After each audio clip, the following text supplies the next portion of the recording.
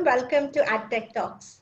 My name is Shiny Epin, and I head content for AdTech in India, and I will be your host for the webinar today. Our Prime Minister just gave us a couple more weeks to think and plan for the new normal. And while we love to meet all of you in person, in our physical events, on the AdTech floor, in the conference rooms, I think one of the things that is already shaping the industry is a mix of the physical and virtual. Hybrid events is the name for it, I believe. But as we go through the situation of social distancing, it is becoming essential to find ways to stay connected, kickstart conversations, and enable business.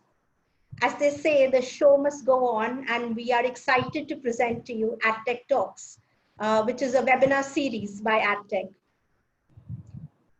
And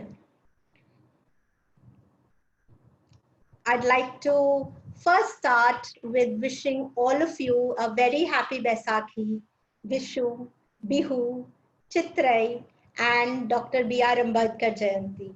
I think it's New Year for a lot of states in India and new beginnings for all of us. As we sit on the verge of this new reality, living a life that we possibly read about in science fiction, looking forward to a new world, renewed economy, different consumer behaviors, enthusiasm mixed with panic, relief mixed with caution. How should marketers really address this new world?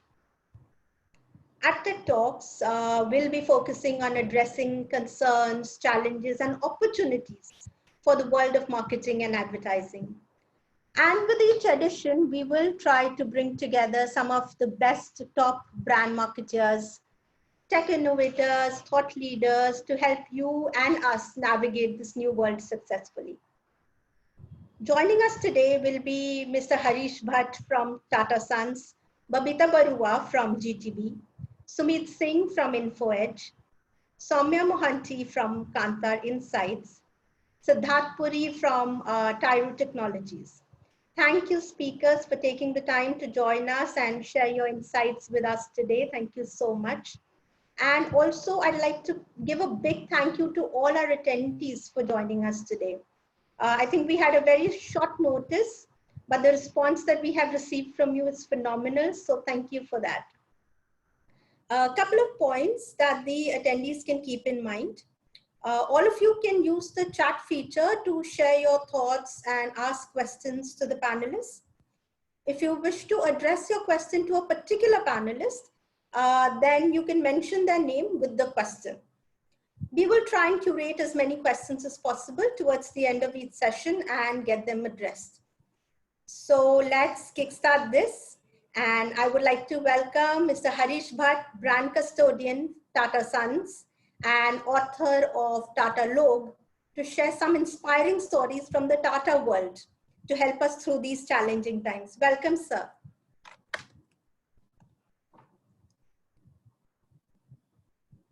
Over to you, Harish. Thank you very much. Thank you very much, Shiny. My sincere thanks to AdTech for inviting me to address this first and inaugural session of AdTech Talks. To all of you on the webinar, my name is Harish Bhat. I am the brand custodian at Tata Sons, which means I manage the Tata brand. I've been working with the Tata Group for the past 33 years. And prior to this role, I used to be the Chief Operating Officer of the jewelry and watches businesses at Titan, and also the Managing Director at Tata Global Beverages, which is now Tata Consumer Products. But the focus of the next 30 minutes that I'm going to deliver this talk on is not business. The focus of these 30 minutes is really going to be about stories that inspire us.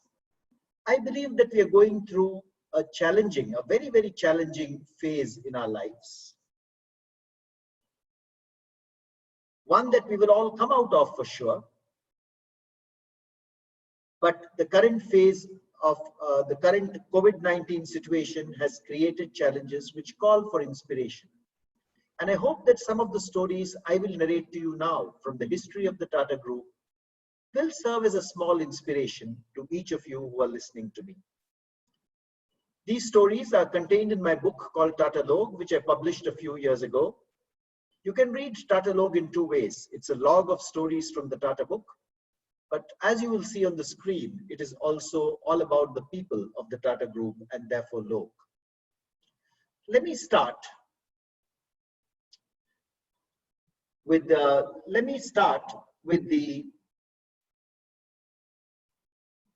very first story that I want to narrate to you today.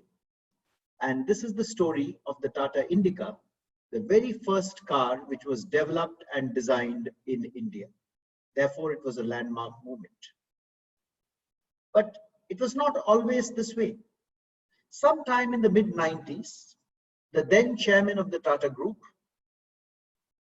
a figure you know very well, Mr. Ratan Tata, who was also the chairman of Tata Motors, stood up at an automobile manufacturers conference in Delhi and spoke about the need for India to have its own car. Remember that this was mid-1990s, when the only cars on the roads of India were the Ambassador and the Fiat.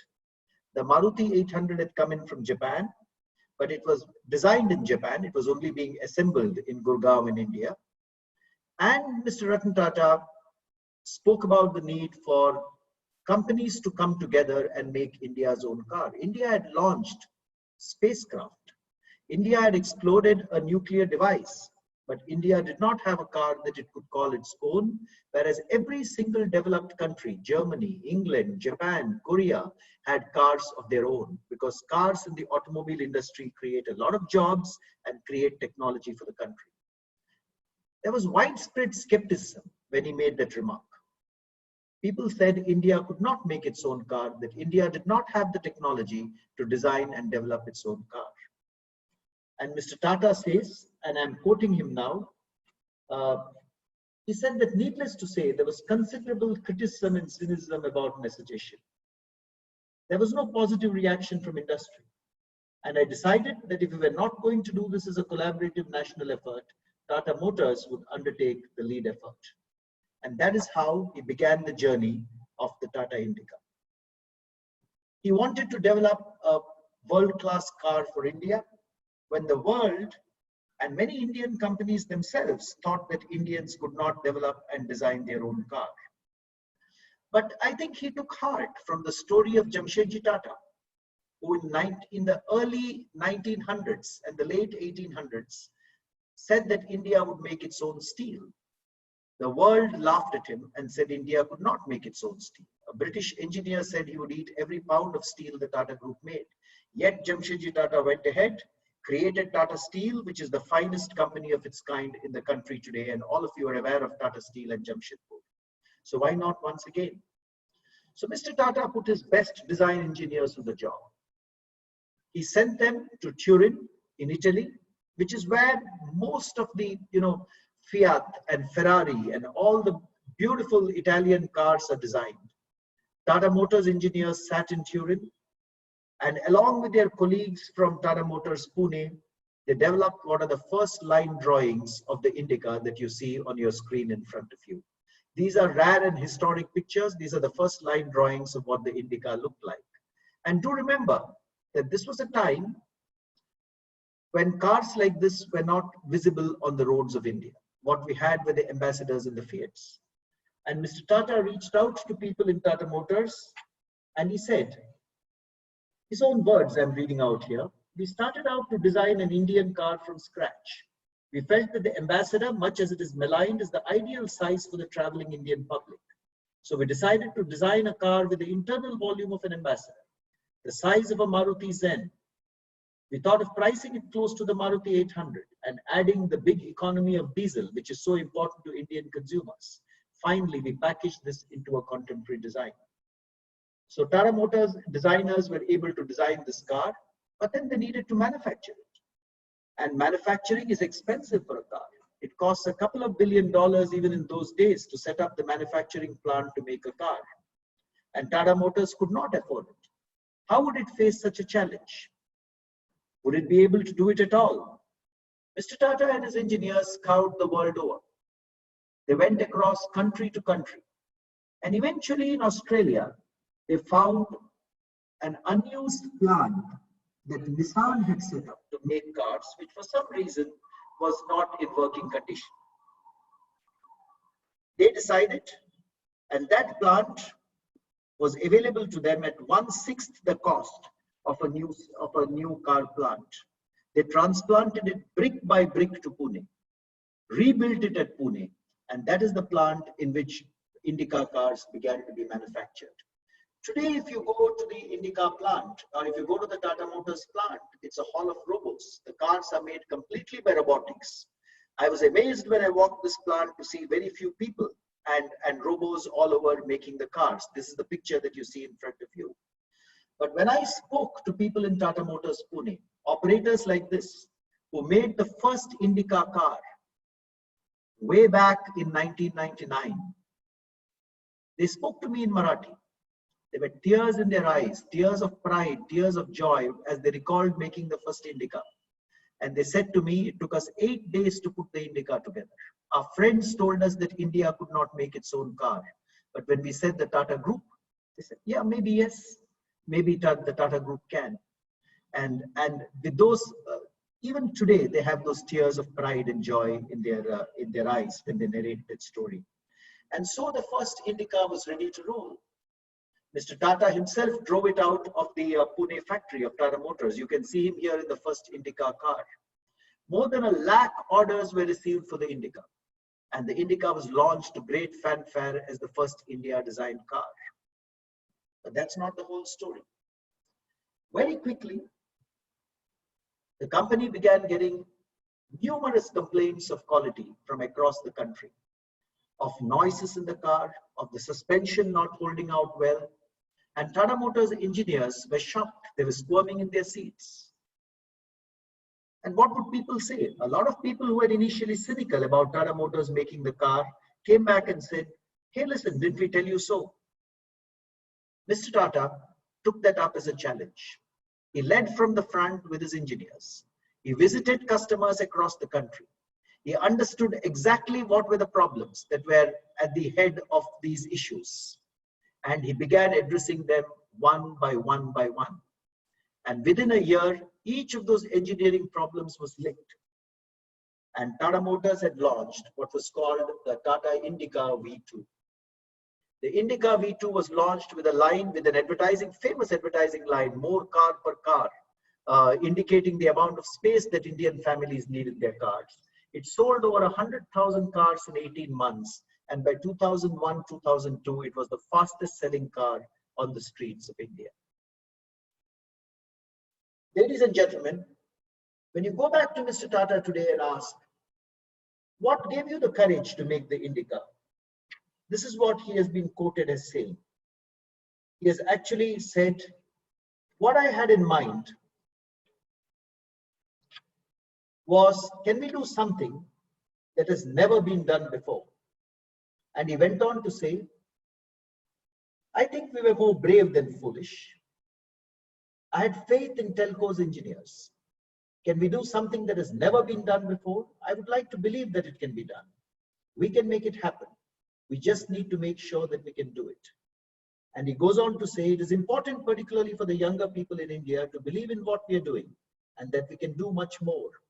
I hope the younger generation will take India to new heights, addressing every challenge that they face, which I am sure they can. They need to believe in and recognize the potential of their own capabilities. This is the man, ladies and gentlemen, who took on the world and ensured that India designed and developed its first car. That's a story from the Tata Group. And today, of course, there is the Nexon, there is the Hexa, there are the beautiful SUVs which Tata Motors produces. But Mr. Tata has been quoted as saying, history may say that it failed, or history may even say that it succeeded. All we know is that we thought of it and we did it. We produced India's first car. So that is in brief the story of Tata Indica. But I'm moving on very quickly now to a second story which comes up from a very, very different part of the world. From India, of course, and a story from the Tata Group, of course. But nothing to do with automobiles, nothing to do with cars and technology. I'm going to move all of you to a beautiful part of India. This is Okhamandal. This is the tip of Gujarat. It's at the tip of the Saurashtra Peninsula in Gujarat, the westernmost state of India. Look at this map, surrounded by the sea. This is where the sea surrounds, the country on all three sides. This is also the place which is home to one of the most beautiful temples of India, Dwarka, a temple to Lord Krishna, Dwarkadish. But it is also a very arid land. It is a land which is the home to many diverse tribes and communities, the tall strapping Wagheres, the nomadic Rabdis, the Ahirs, the Lohanas, the Harijans. All of them live here in this beautiful area of Okhamandal. But it is also a very parched area. Look at the ground in Okhamandal. Look at the ground here, parched. The earth is baked. It is without water. And it is because of this that the tribal women here, their entire vocation, their entire life is given to stone breaking, to being shepherds for goats. It is that kind of a pitiable existence in which they were when Tata Chemicals founded their plant at Mithapur in Okhamandal. Mithapur, the town of the sea. This is where Tata Salt is produced. This is the soda ash plant of Tata Chemicals. And when Tata Chemicals began this plant in Mithapur, they said it's not enough for us to make soda ash and salt. Of course, we will make the best soda ash and the best salt, as all of you who use Tata Salt know. But we are also going to contribute to the lives of community around us and to the lives of these tribal women. So they got these tribal women together and they constituted what is called a Tata Chemicals Society for Rural Development. You see here a Rabdi tribal, Rami Ben, and they went to them and said, you make these beautiful designs on the walls of your home. If you look behind this woman, you see the mud-baked wall, and then you see some designs on that wall. Now, these are the designs which are the traditional designs of the Rabdi community. So they went to them and said, why can't you convert these into fashion fabrics? They took them to Ahmedabad and introduced them to one of the top designers of the Fashion Technology Institute in Ahmedabad, called Rupali Agarwal. They engineered a meeting with her, and they got these tribal women interested in making traditional fabric based on their own design.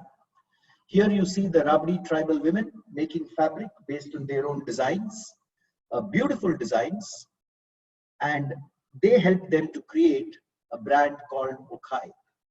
Okhai is today a very popular brand of fabrics and garments born from the designs of the Okhamandal region of Gujarat. It is available online for any of you to buy or experience if you wish to, made by the tribal women of these communities. And what it has done is it has given a new life to these women. From being goat herds and from being stone breakers, they've actually been able to earn more than 10,000 rupees a month out of the fabrics that they're able to make. And here is what they told me when I met them in Mithapur. I went to Mithapur to research this story. Rami Ben, one of the tribal women whom you see in this photograph, told me, now we think of designs all the time. Recently, when a customer went into our trial room to test out a garment, we asked for a permission to take her dress and trace out the design. We watch carefully the designs of newsreaders and television personalities. And we are constantly thinking, why can't we make cuts like these or even better ones and marry them with our designs? Lakuben, the other woman that you see in this picture, and whom I will show you here, she was a manual laborer, breaking stones, crushing stones for a paltry sum of money. Today, she makes fashion garments which are worn across the country and actually sold online. Rami Ben went ahead and told me, looking after goats and cows is fine up to a point, but we need a better future for our children. You need education to do well in today's world.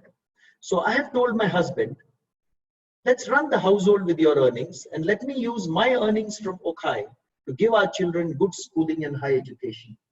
And actually, she says she appeared for her 12th standard examinations recently, and her children were very happy. My children are very happy that their mother is also studying. And when I returned from the exam hall, they asked me the stern expression, Mummy, have you done well in their exams? I must share a small story with you. When I met these people, when I met these Rabdi tribal women in Mithapur, I asked them, what is your ambition for Okai? Remember, a few years back, there were stone crushers and shepherds. They turned to me and told me with a smile and with confidence, and I think tears of joy in their eyes, that we would like to see Okai on the fashion ramps of Milan. Can you imagine that? Tribal women of Okkamandal saying they would like to see their garments on the fashion ramps of Milan. Today, of course, Tata Chemicals has also taken Okai to their African unit, soda ash unit, where also they make garments driven by African designs. And for those of you who want to go and experience Okai, you could go to okai.org, a venture of Tata Chemicals, which has given new livelihood to the women of this arid area, the tribal women of this arid area of Okkamandal. Let me move to my third story. So you can see the kind of challenges these women encountered and how they've come out successful. My third story is particularly dear to me because I've worked in this organization for several years, Tanishq. I was part of the team which created Tanishq, and it's very, very dear to my heart. But Tanishq, when it was set up, was established by Titan, which was already a successful watchmaking company at that stage, and which thought that it could do nothing wrong. It was initially established as an export business to export jewelry to Europe, because Titan needed the foreign exchange from the exports of that jewelry. And then when Europe went into recession, they launched Tanishq in India. They launched it with 18-karat jewelry, studded with diamonds, studded with precious stones, beautiful jewelry, beautiful showrooms which looked virtually like museums themselves. Those of you who have gone to the early showrooms in Connaught Place or in Cathedral Road, Chennai, or in Dickenson Road, Bangalore, would have experienced those. The jewelry was beautiful, but the only thing missing in those particular showrooms were customers. Something had gone wrong. And the Tata Group, as well as the board of Titan, then told the managing director of Titan, Mr. Xerxes Desai, why don't you shut down Tanishq? It's making huge losses. We don't think branded jewelry can do well in our country. We think this is a country of family jewelers where women trust their family jewelers. You're losing a lot of money and there are no customers in our stores. I spoke to Mr. Desai when I wrote this story for Tata Lok. And I asked him, sir, why did you not shut Tanishq at that stage with so much pressure? And what he told me, I'll come to you later. He used an expression which still remains in my mind. But he very quickly did what any good marketer would do. If there are no customers, let's go to the customers and check why they're not coming in. So he went, met his team, and he met hundreds of Indian women, and they realized that they had made an error when they launched Tanishq. They had launched it with 18-karat studded jewelry, whereas for Indian women, jewelry is Tridhan. It is the wealth of the woman of the house, passed down from mother to daughter, from daughter to granddaughter. And 18-karat jewelry was just not working with Indian women. For them, purity was 22-karat gold jewelry. Mr. Desai and his team at Tanishq had the humility to admit that they had made a strategic error. And they changed. They introduced 22-karat gold jewelry, which Indian women wanted. But even that was not enough. Tanishq was still bleeding. It was trying to, you can see all the black arrows on the screen. Jewelry was a huge market, but Tanishq was not getting there. And they had to further innovate to prove to customers that they were selling them pure 22-karat jewelry. Mr. Desai and his team did a survey of jewelers across the country. They found that many family jewelers were actually cheating their customers by giving them 17 or 18-karat jewelry while calling it 22-karat. They said, this is a cycle that we can break. But to break that, you need innovation. You can't break consumer behavior through just straight line marketing. Mr. Desai and his team, just like Mr. Tata and his team scoured the world and found a car plant in Australia, they would not consider an exit. He actually told me a hiving off or closure would happen over my dead body. We saw the huge opportunity of the Indian jewelry market. We had belief and we persisted. They launched 22 carat. They went all across the world. They found a scientific instrument called the spectroscope, which looks at the Fraunhofer lines of each metal like gold or lead. As a marketing master stroke, they branded this the carat meter, which could look at ascertaining the caratage of your jewelry. They put this into all the Tanishq stores and they invited women to come and check the caratage of their jewelry for free. I have stood outside the Dickenson Road's showroom of Tanishq in Bangalore and seen how women came in to check the purity of their wedding gold on this carat meter, and they've broken down and cried when they found that the gold given to them by their mothers or by their in-laws was impure and not up to the mark. But this carat meter made all the difference and brought millions of women to Tanishq, because now they had the trust of Tata and they also had the purity of 22 carat gold and a carat meter to prove it by. Mr. Desai gave the brand a beautiful name, Tanishq.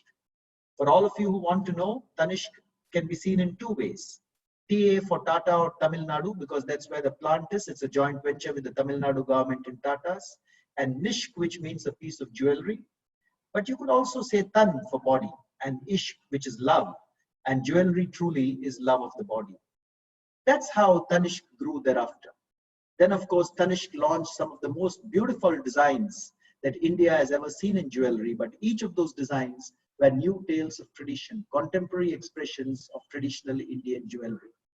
Today, of course, Tanishq is a very successful brand, very profitable brand, close to 20,000 crores in turnover. It's launched some of the most amazing advertisements that we have seen and marketing campaigns. There's a campaign based on women's remarriage, which was iconic.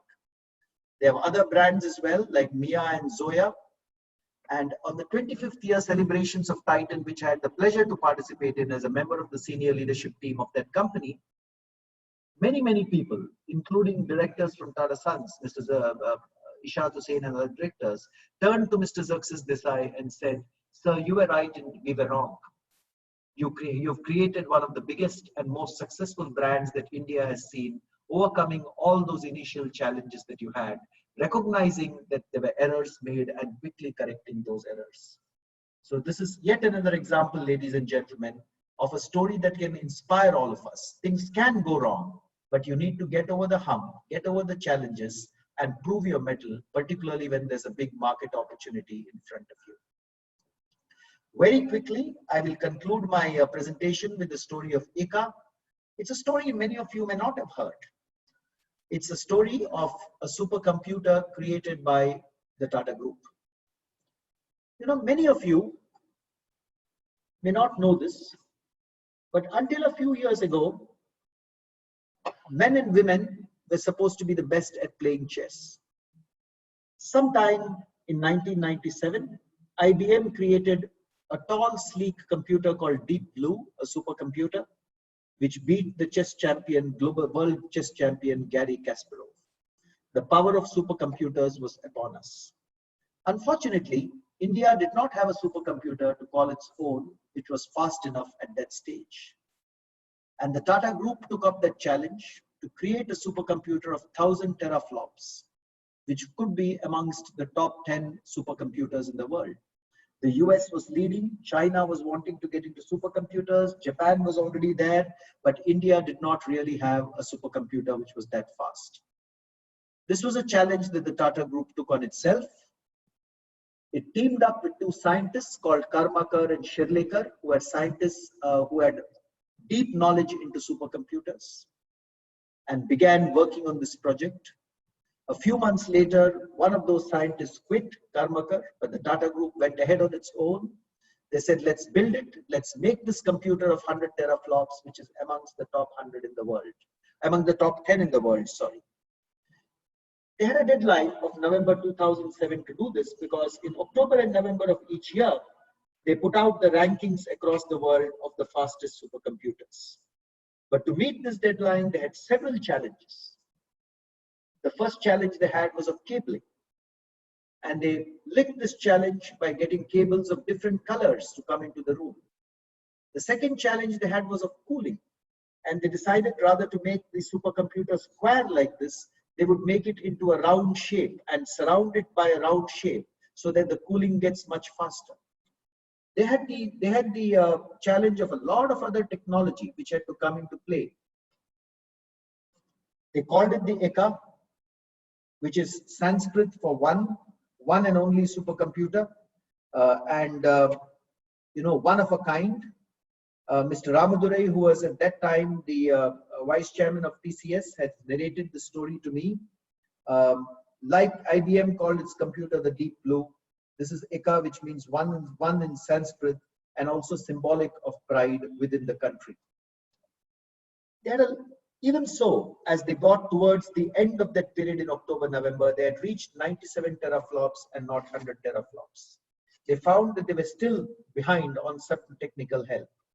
They suddenly remembered some Russian scientists. Sherlaker says, I traced down some Russian scientists who could help us with this problem. And I knew something that most Russian scientists have in common. They generally love Charminar cigarettes and Kingfisher beer. And he told them, help me solve this problem, and I'll give you a full crate of Kingfisher beer. They got over that hump as well. Here are the Russian scientists, and I have placed Kingfisher bottles in their hands. And eventually, by the deadline, Eka had been launched. And when the rankings came out later that year, they found that not only was Eka in the top 10, but it was actually ranked as the 4th fastest supercomputer in the world. And that was a very, very proud day for India, because India was not such a technological power at that time to produce the 4th fastest supercomputer in the world. This supercomputer was actually used by ISRO for the launch of Chandrayaan. And the ex-chairman of ISRO has gone on record to say that it was an excellent piece of work which helped ISRO teams to run the models of Chandrayaan launch 4 times a day. And the predictions for the 6-hour predictions took less than 10 minutes for their model, which helped them to launch Chandrayaan well in time. And this was the state-of-art computer which contributed to that. Here is a picture of the Eka. I had the fortune of visiting the place where this supercomputer is based within Pune and seeing it for myself. Now, of course, supercomputers are developed by the government of India and used extensively for many technological functions by the government of India. But this is the story of the fastest supercomputer in that particular year. The 4th fastest supercomputer in the world. The 4th fastest supercomputer in the world in the year of its launch. Today, of course, TCS, Tata Consultancy Services, has taken technology and artificial intelligence forward and has launched its artificial intelligence engine, Ignio, which is, of course, doing very well now, based on some of the principles established at that time. So, ladies and gentlemen, I come to the end of my 4 stories. I've taken you through the story of Tata Indica, the first Indian car, the challenges which the Tata Group surpassed at that time, the Rabdi tribal women of Okhamandal, how they surpassed their own challenges to create a fashion brand called Okhai. I've taken you to Tanishq, the early challenges that Tanishq faced, the marketing innovation which Mr. Desai and his team brought about. And finally, I've taken you through the story of Eka, the Indian supercomputer, the 4th fastest in the world in that particular year. These 4 stories illustrate a lot of determination, a lot of persistence to get over the challenge. There are many other Tata stories that you can read. You can read the story of how the Taj Mahal Hotel was created by Jamshedji Tata, the first luxury hotel created by an Indian entrepreneur, still an iconic monument. All of you would have seen and heard of this hotel next to the Gateway of India. You can read the story of Tata Power and how India's first hydroelectric unit was created on the Western Ghats to bring clean electric power to Mumbai by Jamshedji Tata and inaugurated by son Sir Dorab Tata.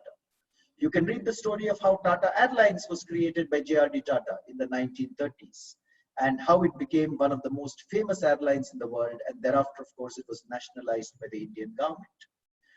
This is the photograph of J.R.D. Tata piloting the first flight on the left and the 50th anniversary of that flight on the right.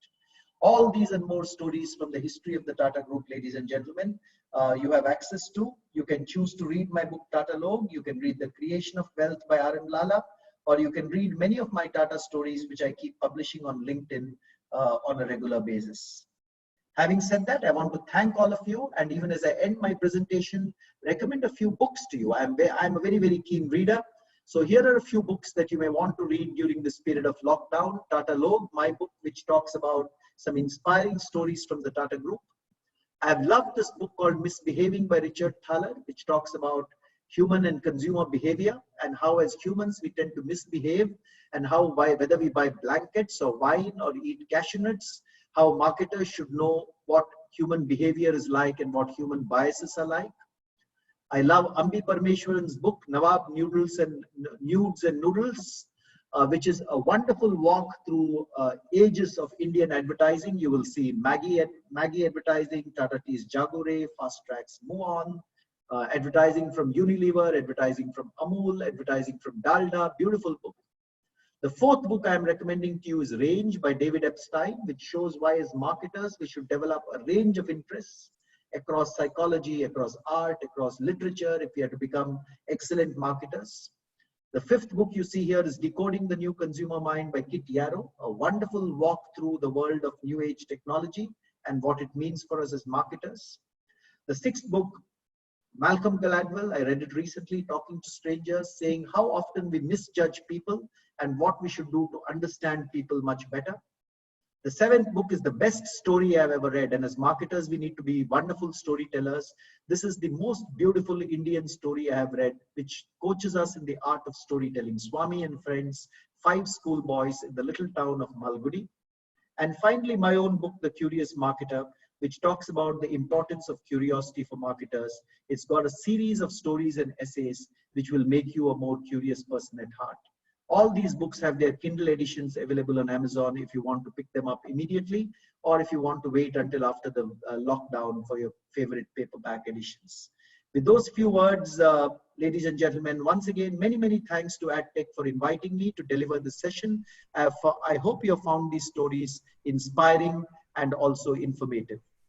Thank you, Jaswant. Thank you, Shaini, for inviting me to deliver this session. Over to you. Thank you so much, sir. This has been such a wonderful and inspiring session. I think the need of the hour is to stay positive, stay connected, and trust our vision, be true to the brand vision. We actually have lots of people joining in, and we had a few questions from the audience for you. If I could read out just 2 or 3 of them. We have Mr. Rajagopalan Rajappa, who says, considering the current context that we're living in, what is the next indigenous product that Tata is envisaging that offers large-scale work while serving the community at large? Thank you very much for that question. Very good question. The Tata Group continues to invest in many, many areas which are of national importance. Just a few years ago, our greenfield steel plant at Kalinganagar went into production, creating a lot of employment in the state of Orissa. Tata Steel announced a couple of years back about the doubling of capacity of that plant. There are a number of areas, you must have read in the recent past the creation of Tata Consumer Products, which is determined to bring in many, many new nutritious, healthy consumer products into the country. Tata Sampann, in addition to Tata Salt and Tata Tea, Tata Sampann Dals, Tata Sampann Foods, that will once again create a farm supply chain and also create very, very nutritious products for customers. You would of course have read about the Tata Group's entry into defense and aerospace for the creation of defense and aerospace equipment.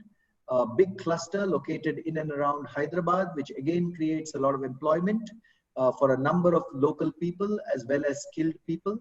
And of course, we have high-tech companies like Tata Consultancy Services, which is spearheading India's move on the IT and digital front, which once again creates a lot of employment for India. So the Tata Group, in virtually every generation, just like Jamshedji Tata thought of steel or hotels, or JRD Tata thought of aircraft and trucks for the roads of India, or Ratan Tata thought of India's first car. I think in every single generation, the Tata Group looks at what are the businesses for the future.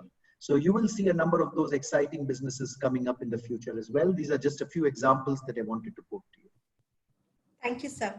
So one more question from Mr. Jaswant. Says the Tata Group has committed the highest amount of 1,500 crores to fight the coronavirus. Can you share the thinking and the areas where Tata will play a role here? So, our group chairman, Mr. Chandrasekharan, has in his public statement already spelled out some of the areas where this is going into. 500 crores out of this has been committed to the PM CARES fund, but there is also a lot of work which is happening in the manufacture of ventilators, in protective devices, protective equipment. So you can refer to his press statement, which has all the details of the areas where each of these where these funds would be committed. But the thinking behind this goes back to the thinking of why our group was set up. The Tata Group was set up in the first place.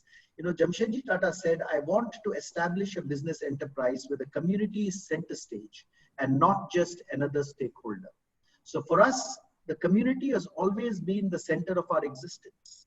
Many of you may know and many of you may not know, but 66% of the share capital or the equity capital of Tata Sons, which is our holding company, is owned by public charitable trusts called the Tata Trusts. These are the trusts which have established the Tata Memorial Hospital in Mumbai, which is India's finest cancer hospital, the Tata Medical Center in Rajarhat in Calcutta. These are the same trusts which have established NCPA in Mumbai, or the Indian Institute of Science in Bangalore, or the Tata Institute of Fundamental Research, or the Tata Institute of Social Sciences. So in many ways, for us, our commitment to the community and our commitment to the nation has always been one of the, the key driver for the Tata Group. And this goes back to the philosophy of our founder. And I think the group does its best to live up to that philosophy and pursue that philosophy. Many industrial groups in India have contributed, which we are very proud of. And within the Tata Group, we will always do our best to remain steadfast in our commitment to the community at large. Thank you, sir. Sir, on the last note, we are yet to hear what Mr. Ratan Tata said when you asked him why he did not close down Tanishq at a very difficult time. Okay. So, Mr. Ratan Tata spoke about the Tata Indica, and he said what gave him courage was that, he had a lot of trust in the engineers of telco. He said, I had faith in telco's engineers. And it was his faith in telco's engineers and the 300 odd young engineers which was the starting point for embarking on the voyage of the Indica. And about Tanishq, I spoke to Mr. Xerxes Desai, who was the founder of Tanishq. And he was very clear to me. He said, this is what he said. He said, we saw the huge opportunity in the jewelry market in India. We saw the opportunity to transform this market and move it to a basis of trust. So we had belief and we persisted. And he went on to say that when he was asked to shut down the business, he said, any such shutting off or closure would only happen over my dead body because the opportunity was huge. We had an opportunity to transform the industry and we persisted. And I must say that dream has led Tanishq into new vistas today. Many of you can go on the net and read about this. One of the communities which is very involved with the making of jewelry are the jewelry karigars, but they have typically not been treated well over the past. So today, I think Tanishq, on the back of its prosperity, has created karigar parks where karigars can come and work in modern work environments, and then their jewelry is bought directly by Tanishq. So when you buy Tanishq jewelry, remember that you're also in some way helping those karigars, and not just helping those karigars, but also nurturing jewelry and taking it into a new generation of India for the future. So that's what Mr. Xerxes Desai told me, that he would rather shut it over his dead body than let the opportunity pass by. Thank you so much, sir. It's a beautiful brand, something that is, I think, close to a lot of our hearts, not something we can live without now. Thank you so much. Shiny, before I close, I just want to acknowledge the excellent work done by my colleague, Sri Lakshmi Hariharan. Sri Lakshmi is a young officer from the Tata Administrative Service who helped me put this whole session together. She's somewhere amongst the audience here, but I want to reach out and say thank you, Sri, for all your help. Thank you, Shri. So we have a lot of questions. So is there any way we can connect, if these people can connect with you, or let's discuss it offline, Shiny. I know that we are running out of time on this session now. You have other panelists coming on. I am also very keen to listen to them. So let's discuss that offline and let me see what best I can do. Thank you so much, sir. But it was a pleasure addressing all of you. Thank you for your patient hearing and thank you for those very interesting and relevant questions. With your permission, Shiny, I'll stay on and watch the next panel discussion. Absolutely, sir. Thank you so much. Yes. So moving on, our next set of speakers are industry veterans who will address some of our burning questions around advertising in this new world. What will it really look like? What are the things to be cognizant of? What are consumer behavior going to be? What should brand behavior be? When will all this get over? So to address all these burning questions, I'd like to welcome Babita Baruah, who is the managing partner at GTB. GTB is part of the WPP group. Sumeet Singh, Chief Marketing Officer, InfoEdge, and she leads brands like Naukri.com, Jeevansathi.com, 99 Acres, and many more. Soumya Mohanty, the Managing Director and Chief Client Officer at Kantar Insights. And moderating the session will be Siddharth Puri, CEO and co-founder of Tyroo Technologies. A very warm welcome to all of you here. Are we all here? Great. Thank you so much for joining us today. And Siddharth, over to you. Great.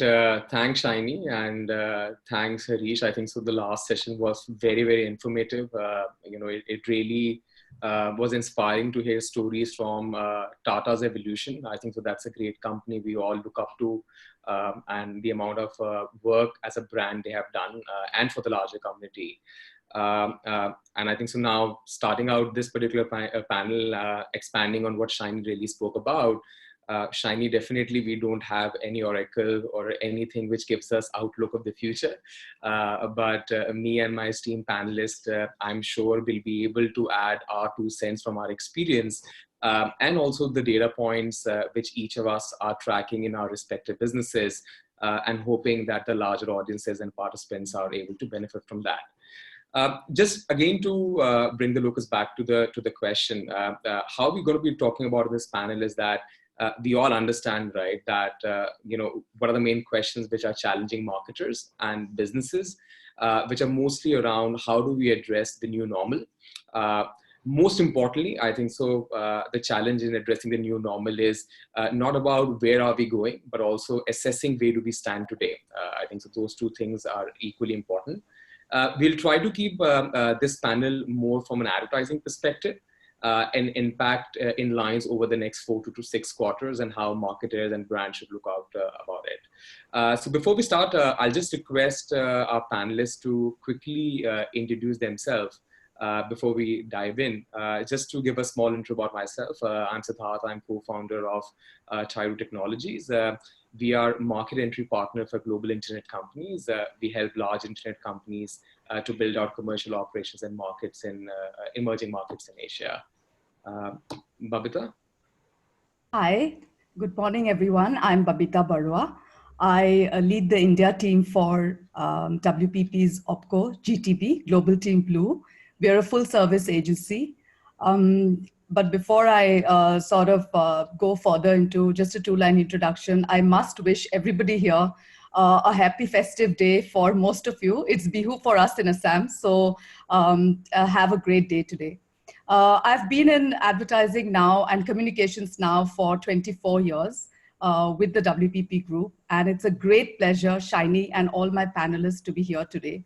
Like Siddharth, it was a fantastic session, Harish, fantastic hearing from you stories from the Tata Group. Thank you. Thanks, Sumeet. Hi, good morning, everyone. I'm Sumeet Singh, and I lead marketing for InfoEdge. We have all internet brands like Naukri, Jeevansathi, Shiksha, 99 Acres, and recruitment brands in the Gulf called Naukri Gulf. We're India's largest internet company and the first to be listed in India. It's a great pleasure being here, and a big congratulations, I would say, to AdTech, to Jaswan, Shiny, and the team to actually put this together, because it's not very easy. it's really nice to be interacting with everyone here and my fellow panelists as well. Thank you. Thank you, Sumeet. Great. Soumya? Yeah, hi, I'm Soumya, and I work for Kantar, which is one of world's largest insights and data consultancy company. I have been in the consumer insights market research world for the last 25 odd years now. So very exciting time for me, given the way consumer behavior is unfolding right now. It's like sort of a dream come true. The whole world has become a laboratory. So it's interesting times. And excellent session by Mr. Bhat. I mean, it was like inspirational to hear that. And hopefully one day when we are all in normal world, some of this can again come to play. Thank you. Great. Shiny, can you put out the presentation, please?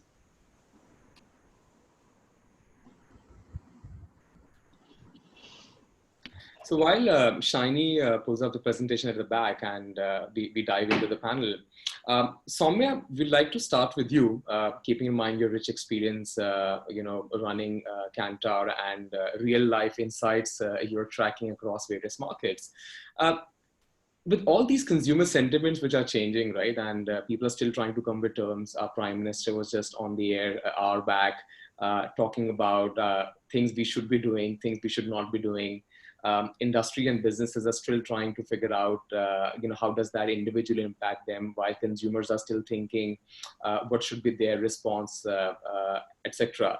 How do you see these consumer sentiments with this changing era, both from a short-term perspective, right? What we're seeing in the country right now, from over the next 90 to 100 days, how do we see this changing? And how do you look at, I would say, I think so definition of midterm has changed, look from a more 90 days to a year time horizon. How do we see, the post lockdown era, I will not call post COVID era, how do you see these sentiments changing into more of a behavioral changes? Sure. So it's actually a very dynamic time. And as you said, we have been tracking consumer sentiment across the world. In fact, we do this thing called COVID barometer, which is running in some 50 odd countries. When we started it, I don't think we thought we will need it beyond 2 weeks, right? And as it has gone on, the lockdown, the changes have simply become manifold. So what we are finding is Indians are really anxious. They were very anxious, more than almost all other countries where we are doing this tracking, even before we had hit anywhere close to any other country in terms of the number of cases reported. So to start with, we had a very heightened anxiety level, unlike a UK or a US, which were taking it very cool at some point. And our anxiety was more around the fact that our life is going to get disrupted rather than around health. That's an interesting thing, but that's something we find across the world. It's more disruption rather than concern about health. And so that I think I have a slide that sort of puts it out. Yeah. So if you think in terms of disruption as a business and how to handle disruption, this challenge will probably become more manageable than in terms of how to handle a disease, because that's something that businesses don't really know how to do. So that's the bigger sentiment, I would say. Within that, there are 5 broad trends that we are finding. Now, some of those trends may be short-term. Some of those trends are probably likely to stay even as we go along. One is the sense of solidarity as one big trend. And that's very, very India specific, that, we are all in it together. And how do we fight this war together? The second is a respect for essentials. So the Maslow's hierarchy has been flipped. It's all about staples, hygiene, things like luxury is way, it's just not in the horizon right now. The third is the omni-channel experience. A lot of people are buying for the first time online, and that creates a new ecosystem to start with. The fourth is we are looking for at-home escapes. And the final is brands that evoke trust. So these are the trends that we are seeing. They have positive and negative implication. On the positive side, respect for essentials will mean sustainability. On the negative side, it could mean holding back of aspiration and consumption, and therefore delaying recovery. So we have to see how that plays out. If I was to compare India with China, and I don't know if that's your next question, but I just want to sort of address that. If I wanted to compare, the big difference between India and China is China was a digital first economy.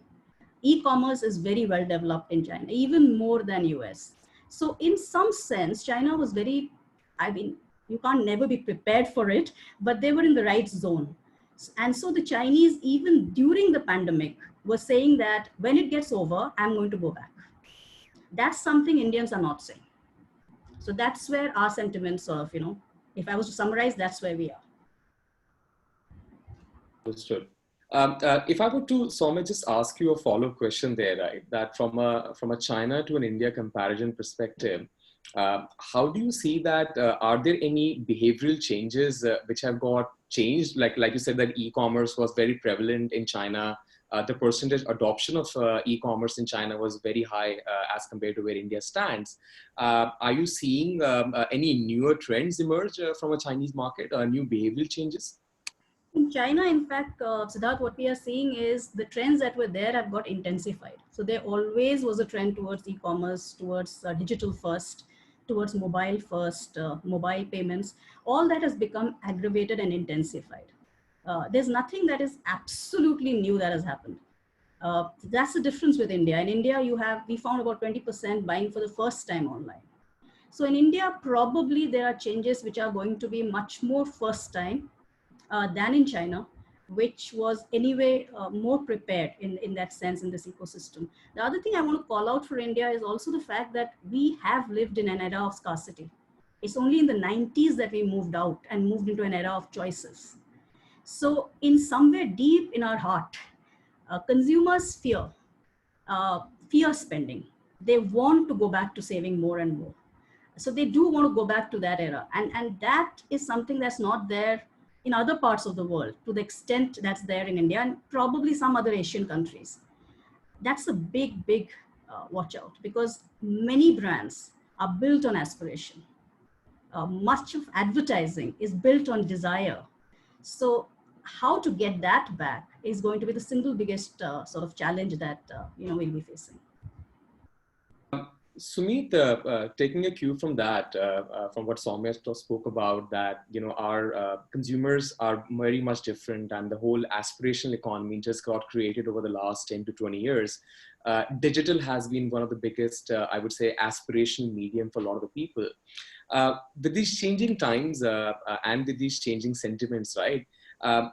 Can you give examples of, what are the opportunities, right? She spoke about the community being at center. We look at, newer narratives or people's priorities changing, let that be saving behavior, etc. How do you look at, from a brand standpoint, what are the new opportunities which are coming out?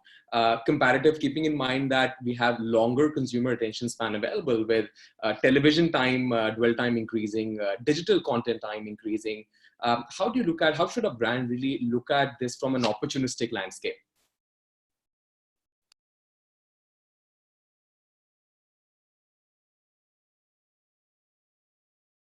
Sumeet, you need to unmute. You're still on mute. Sorry, I'm so sorry.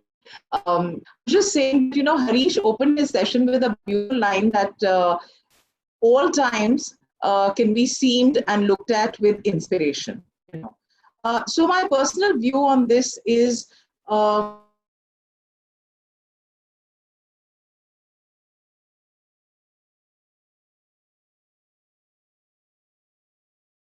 Sumeet, you're buffering. Would you like to just switch off your video and just go audio? That's fine with us.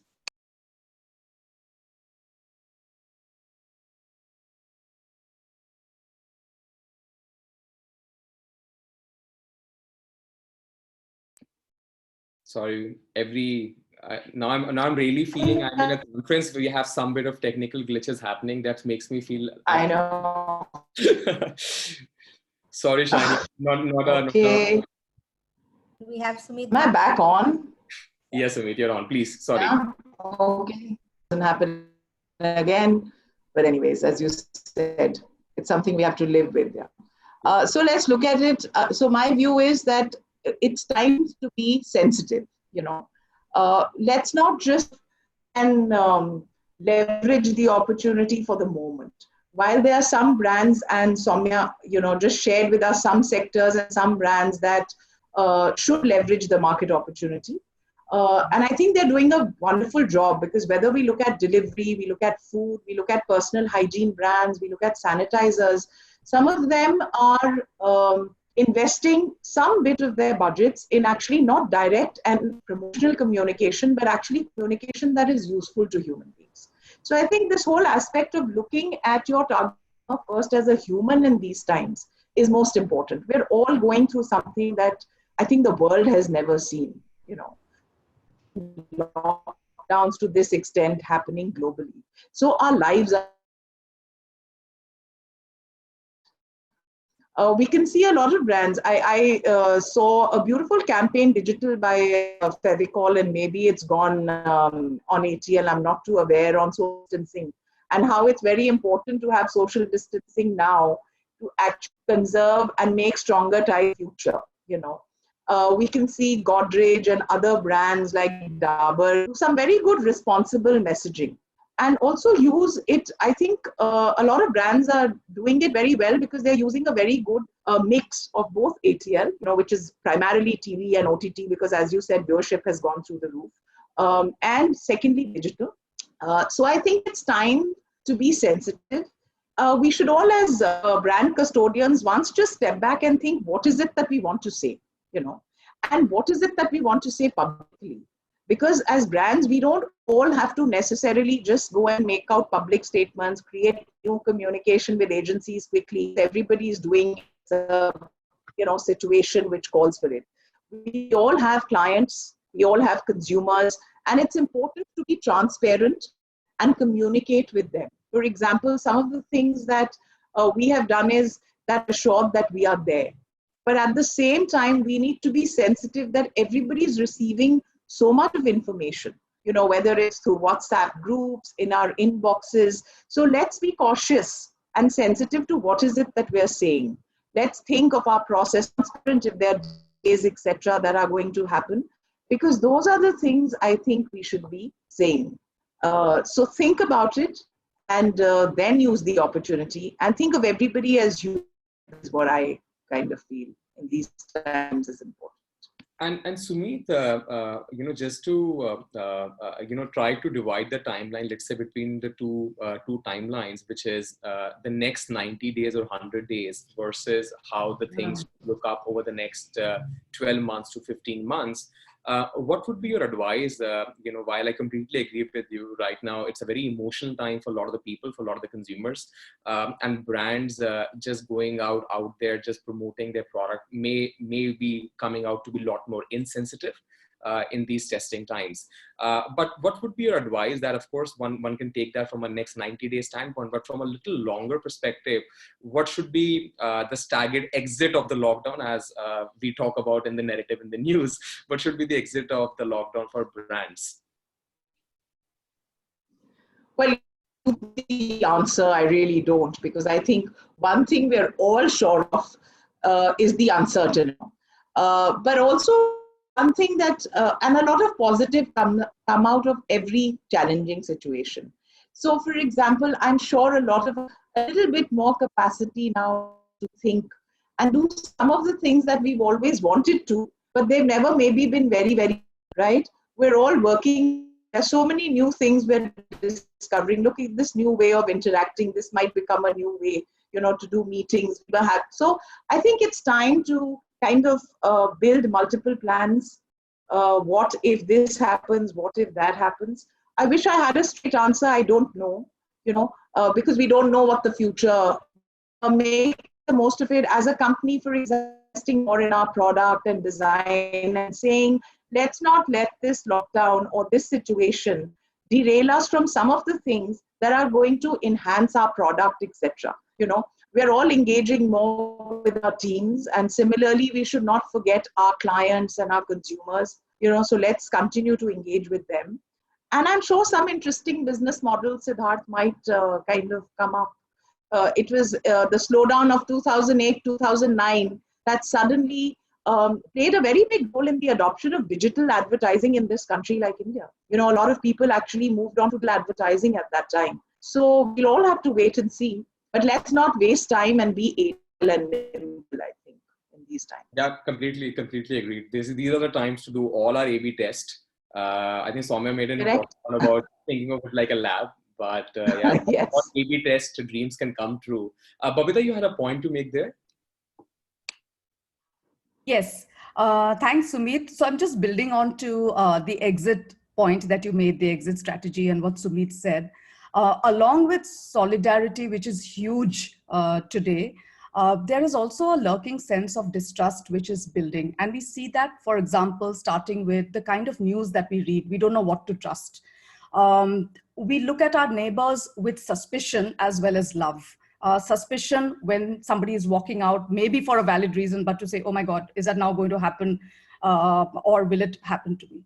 So this kind of distrust is not something where when you live with this for weeks, and now it's going to be close to 6 weeks now, it's an emotion which is very difficult to get out of. So I feel that any brand that has a strategy post-COVID on attentiveness, on a lot of care and a lot of honesty in what I have to give to you as a brand should score a little higher with consumers. Because always as brands, we've always kept the brand promise at the heart and then looked at what are the kind of emotions and insights that we can tap into. I think now, because the emotions have become very global, brands could work on it the other way around, as in look at what are the pervading emotions and how can I have an answer to that with what I have as an offer or a solution and not just a message. That's my take on this. Sure, I think so. That's a very important point, especially from a post-exit period. That going back to the basics on what is the real value proposition of the brand and relating it back to the consumer, reminding them. I think that definitely is an important point there.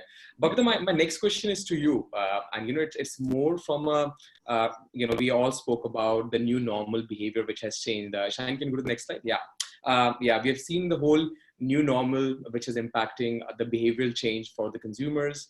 Suddenly, I think so. April and May was all going to be about IPL. Every single brands would have been trying to present on cricket. Everyone is in a state where no one knows where should I be investing, where I should not be investing. We talk about prime time. I'm still coming from little old school terminologies of the television world. Digital does not have a prime time, but from a prime time perspective, again, the definition of prime time has really shifted and really changed. I would say family viewing is back in a lot of the homes. We hear about the great TRP numbers coming for Ramayana, Mahabharat. A very different scenario is changing. How does that, what kind of pressures it puts, because uncertainties are there, both from a 90-day standpoint and from a 12-month perspective. How brands should be looking at the new normal from a media allocation standpoint? Because I think that's going to be a big shift for a lot of the brands, right? That's correct, Siddharth. So I'll just try and put a bit of a context here and then really come to attempt answering the question. The first context is always the consumer and people. And I spoke a little bit about the distrust. So what are people like us and across the world and in India really watching and consuming now, whether it's online or whether it's what we call traditional media, which is TV, etc. And from a group company research, I'd come across 3 things which really struck me as being very real. That is, consumers are now consuming content for primarily 3 reasons. One is to cope. I need to cope, and therefore I'm looking for solutions around. Second is to adapt. How do I adapt myself to what this looks like a new normal, at least for an indefinite period? Whether it continues or not as a new normal, we don't know. So how do I adapt myself?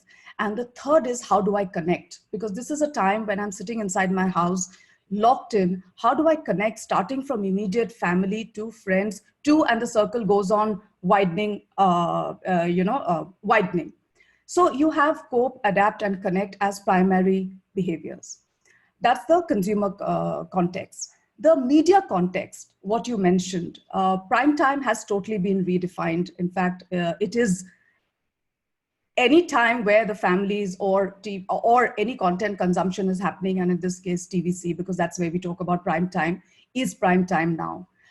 As genres, from what I have read, news and news primarily, and of course entertainment are key genres. We've seen DD, they've even launched a new channel called DD Retro, the content consumption there. OTT is on a high, and we've got, again, evidence to prove that. Gaming seems to be one of the new emergence, much more than before when it comes to, again, what people are engaged in, and as a media channel as well.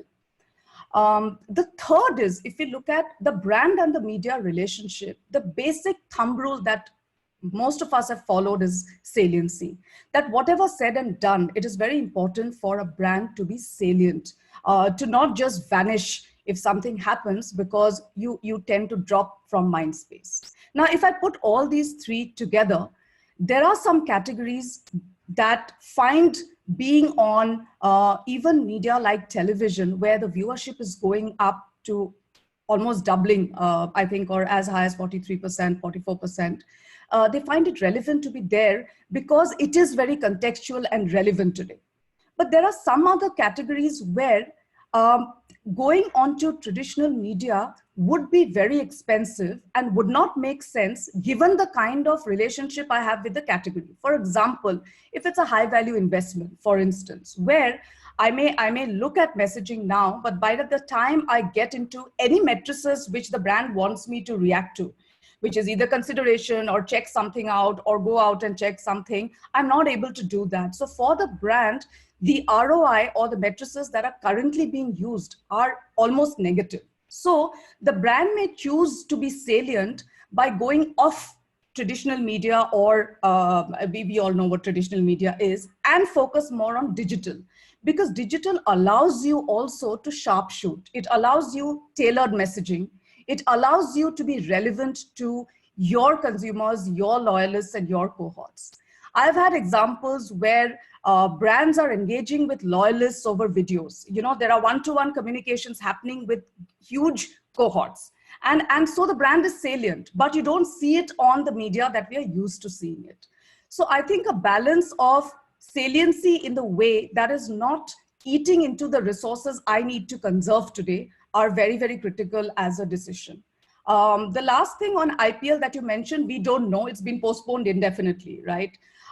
So yes, that's really the toss up. You know, if there are savings, do I keep it to be ready to be, you know, as someone said yesterday in an interview, to be ready to be fit and agile so that I can sprint once the lockdown is over? Or do I sort of use a bit of it to be there in the mind space? Is a call that different brands will have to take.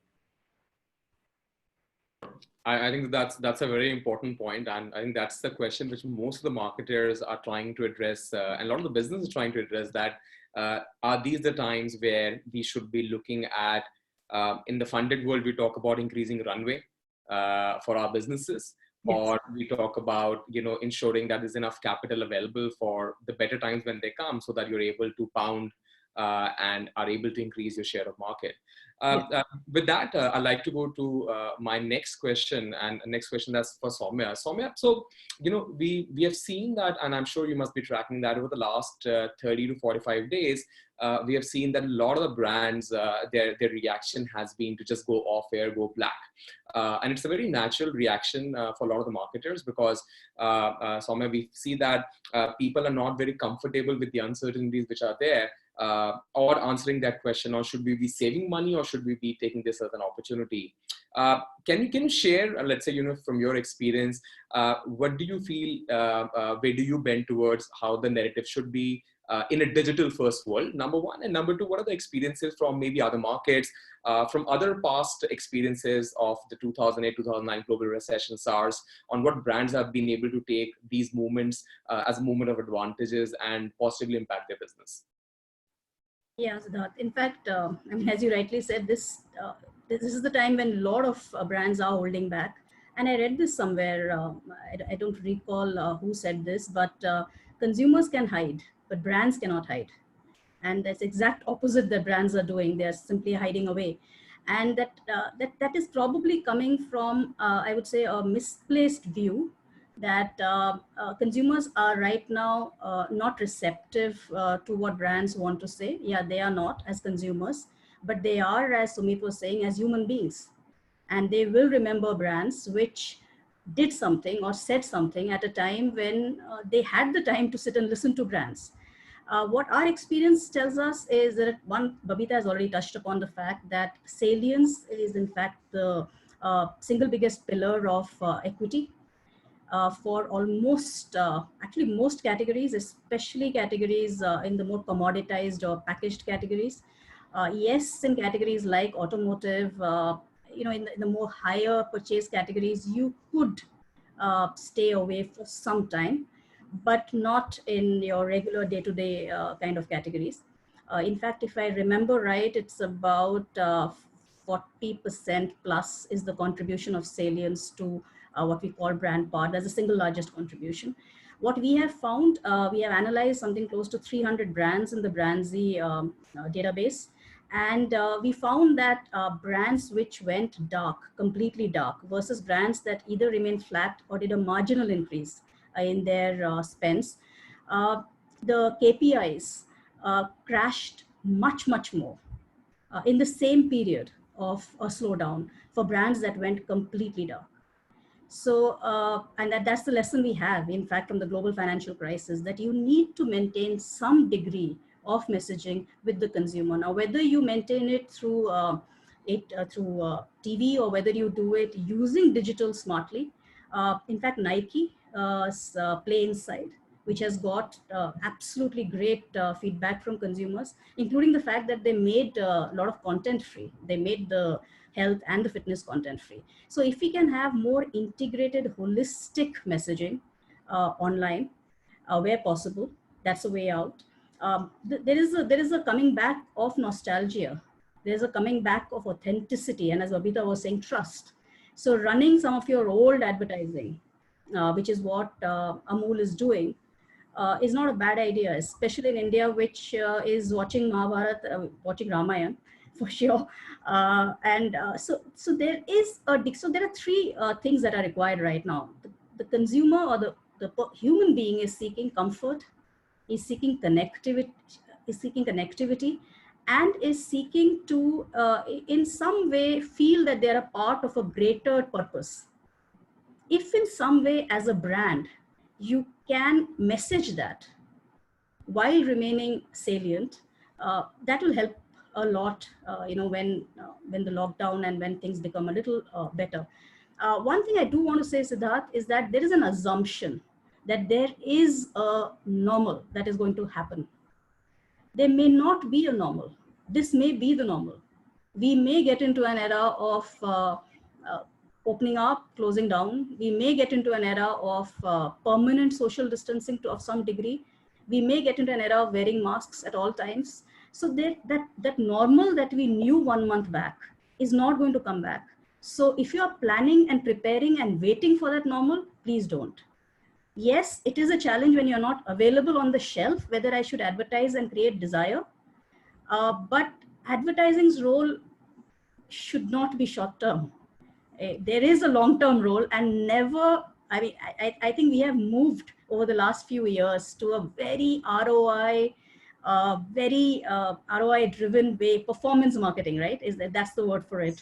When I started my career, advertising was about building brands. And as insights industry, whenever we do brand tracking and we go back and do a presentation, that's what we keep saying. You can't question every quarter, every thing, every penny you're spending, what it is doing. There is a long term, and never than today should you go back to those basics of building a long-term sustainable brand. I think that's what my view and Kantar's view would be on this. Certainly. And I think so, there was a point which was made by Sumeet as well, right? And, they are the largest Indian internet company.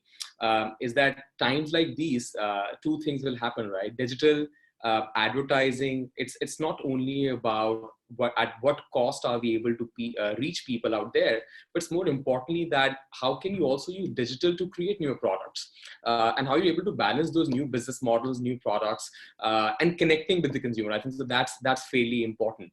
And yes, 100% with you on that from an advertising standpoint, going black, going off air completely, not being present and being communicative, I think that's one big disaster. We have seen that in 2008, 2009. Of course, the younger generation of marketers will now be experiencing it and seeing their own set of case studies. But I'm hoping that this panel's inputs will drive better insights which they can take to their marketer. Sumeet, my next question goes to you. And as a marketer, right? How do you? Shine, can you do the next slide, please? So I think so one of the biggest challenge which we face, right? Any marketer face today is, again, it's about building a perspective for where the world is going, but more importantly, having a perspective of where do we stand today.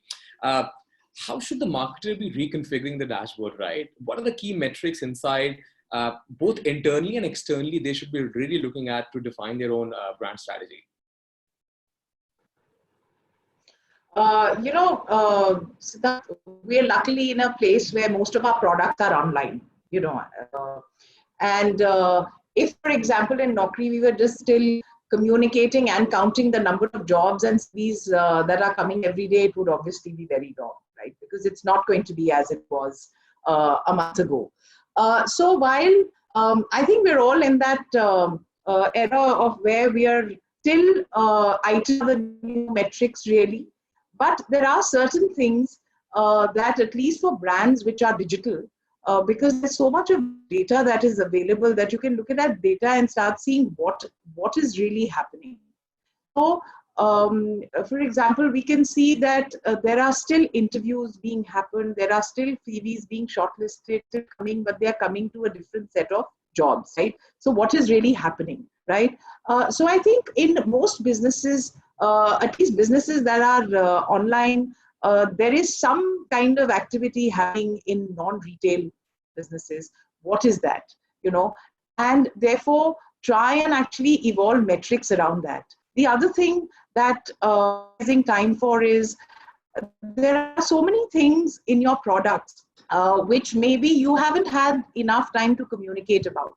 You do a new innovation TM and then something new. Right? So are you going to use this opportunity to see how you can train people better, how you can ask people who are using how to use different things that will be helpful to them, keep activities and the time in mind. For example, in Naukri, we are kind of saying, okay, why don't you kind of resume today? And some of these things were all paid. But you're saying, no, this is the time where people are at home, where there is anxiety, like when Soumya started, she said, the consumer is anxious today. What are some of the things that we can start looking at and seeing? We're kind of seeing in our business like Jeevan Sathi, video profiles are increasing, right? Because people are at home, there's somebody to record your video, you've got more time. So I think that's what most of us are doing and preparing on. So what are the other things rather than just direct metrics? And some of us seeing are in businesses where direct metrics also make a lot of sense. So some businesses in education, etc., are far more less impacted than other businesses where there's nothing happening. So it's definitely look at.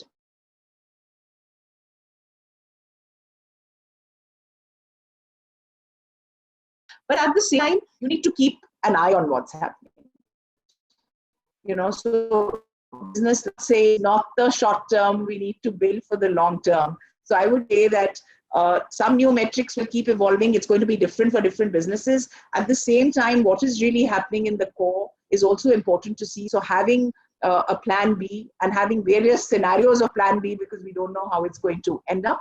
But being sure, as Soumya just beautifully explained, how it's for the long term that we are all in business. It's not doomsday, and it's not that business will end and humanity is coming to an end tomorrow. So it'll keep evolving, I think.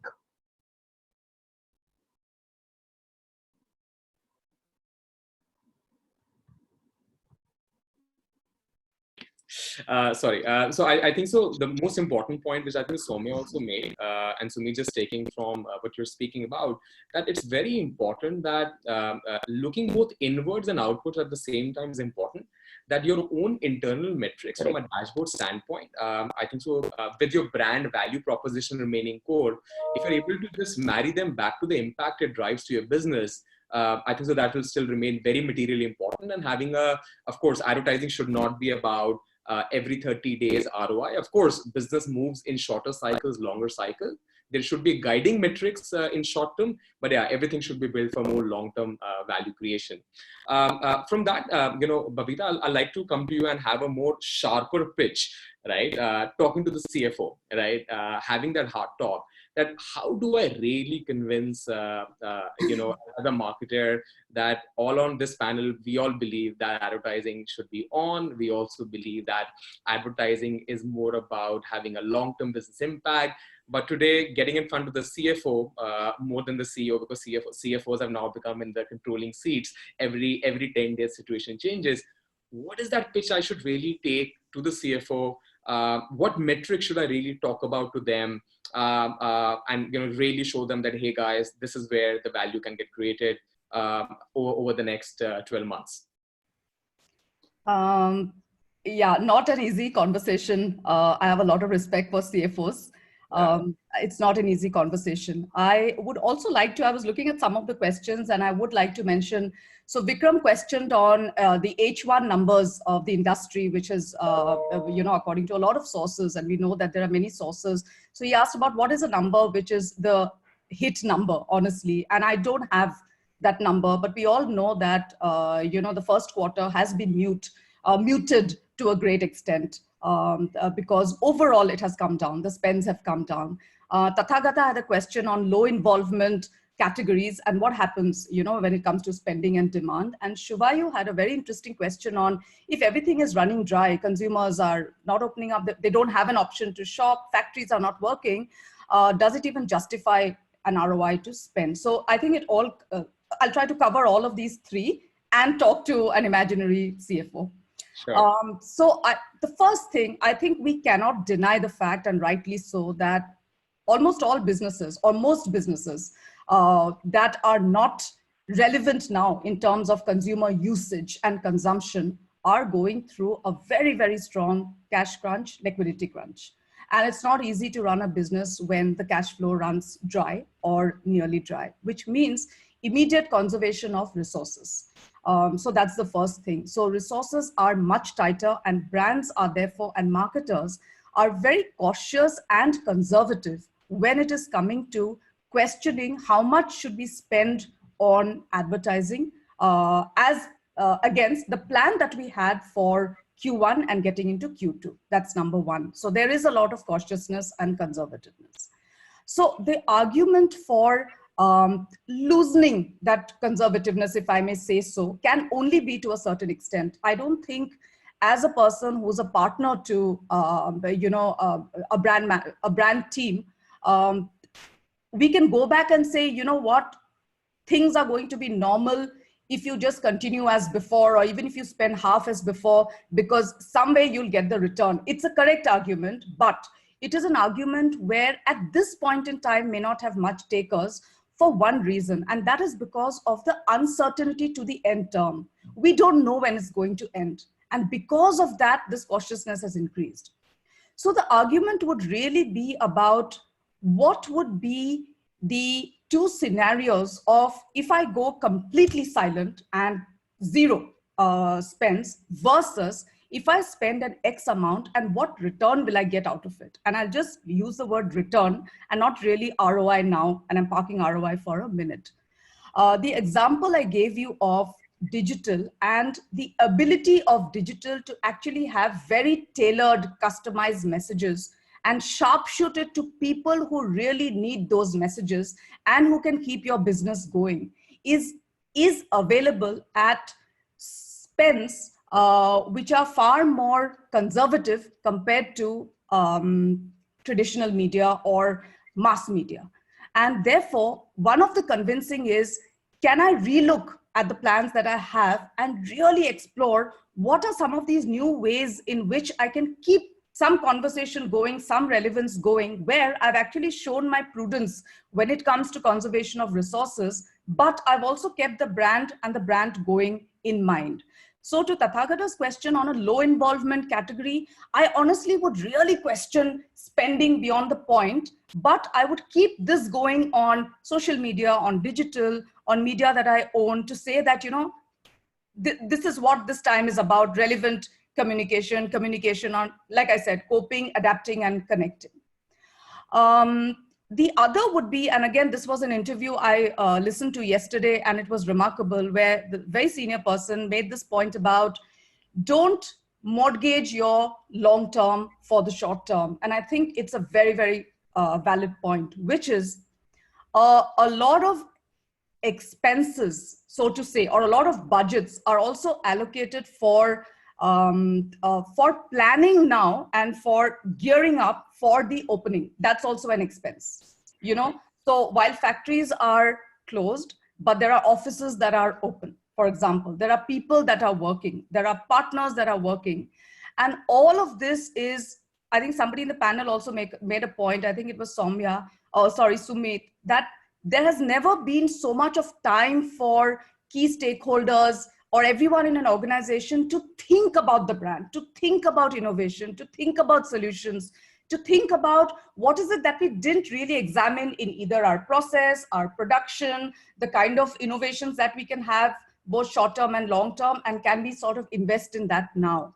So if we do this scenario of what are really the expenditures or the expenses that I need to retain so that I'm fit for when business starts again, and so that I'm salient enough to keep the brand going, I think that would be enough. I totally wouldn't recommend any conversation with a CFO to say, this is a time where we can really build brands by being very relevant, unless you are relevant as a category. And we all know some categories, e.g. hand wash, e.g. essential supplies, etc., are relevant.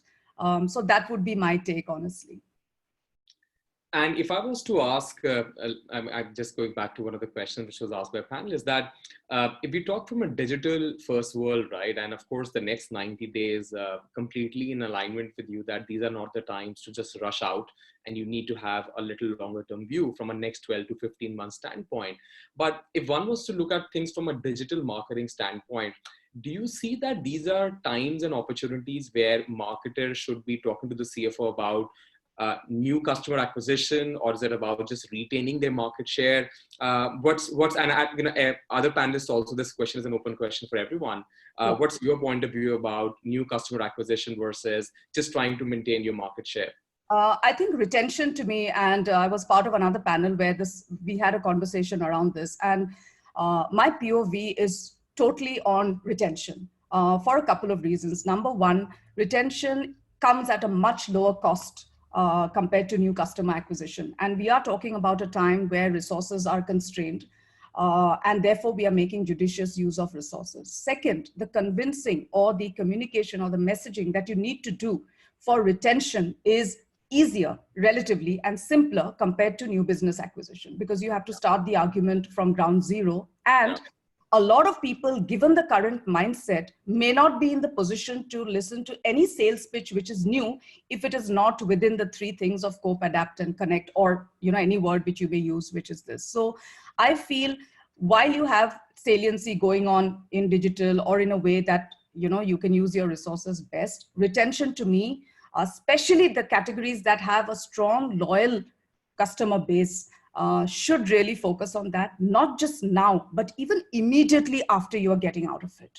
And just get some ground before. Loyal as a word, or loyalist, means that, they mean that people have stood by you during difficult times. And those are the people that will help you grow.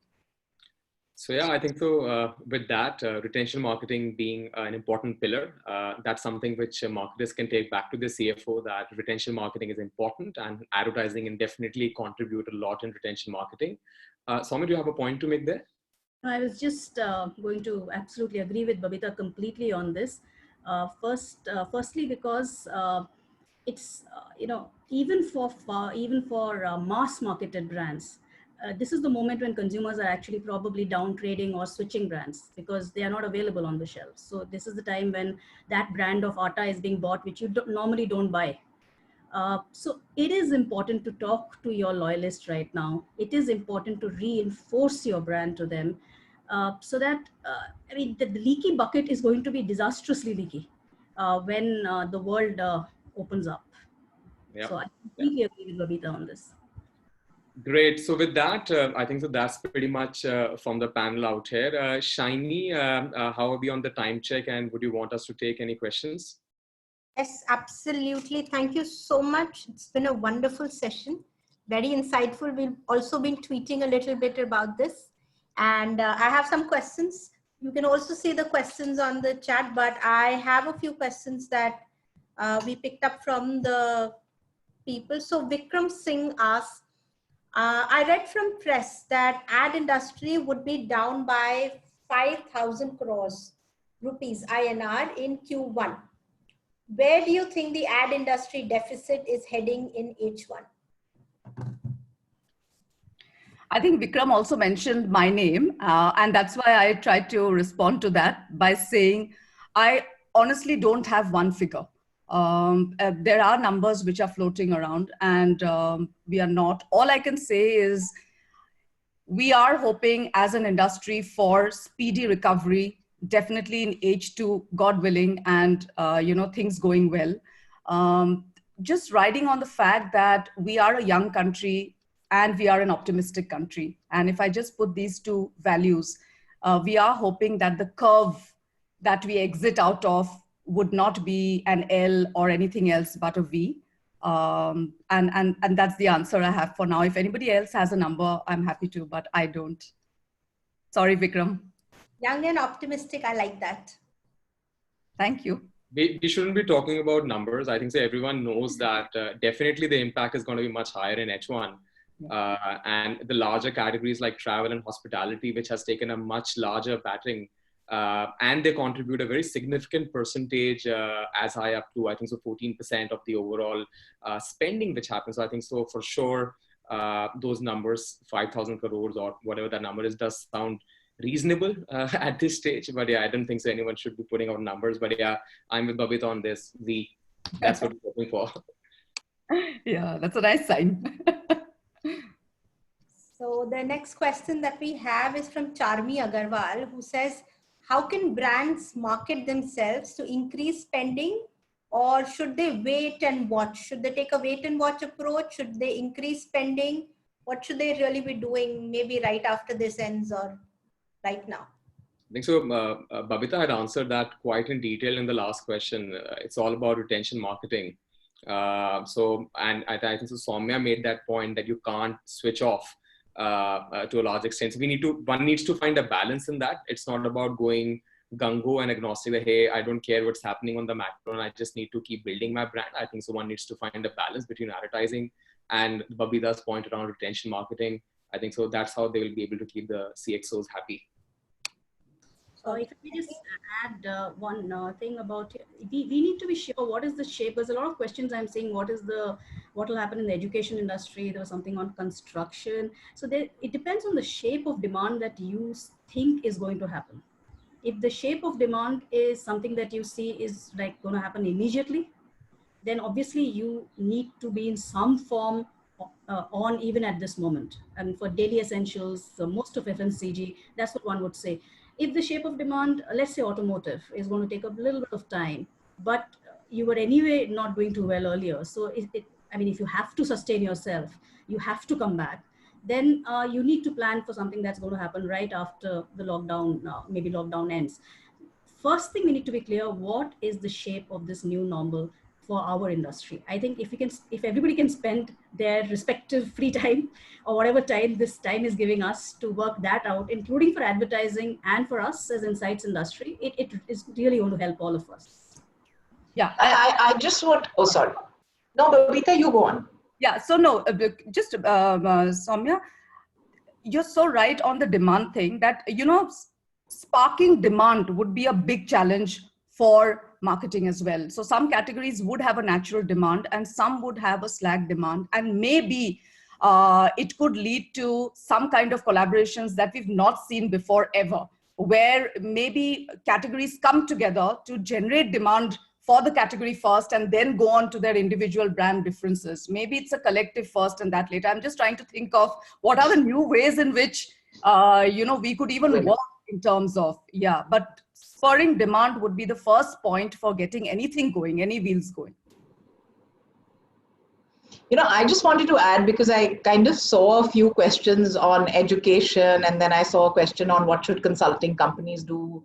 And we've got an education business, and we're seeing this all around. For example, yesterday I got a mailer from Harvard saying how they've actually put 62 courses free, online. So I think it's an opportunity also for brands to kind of see what is it that you can give back. And we've seen a lot of my team members and people around are thanking Cult for making a lot of videos free, and they're being able to do a lot of fitness at home now, right? So they've nicely thought of it because it's basic, yeah.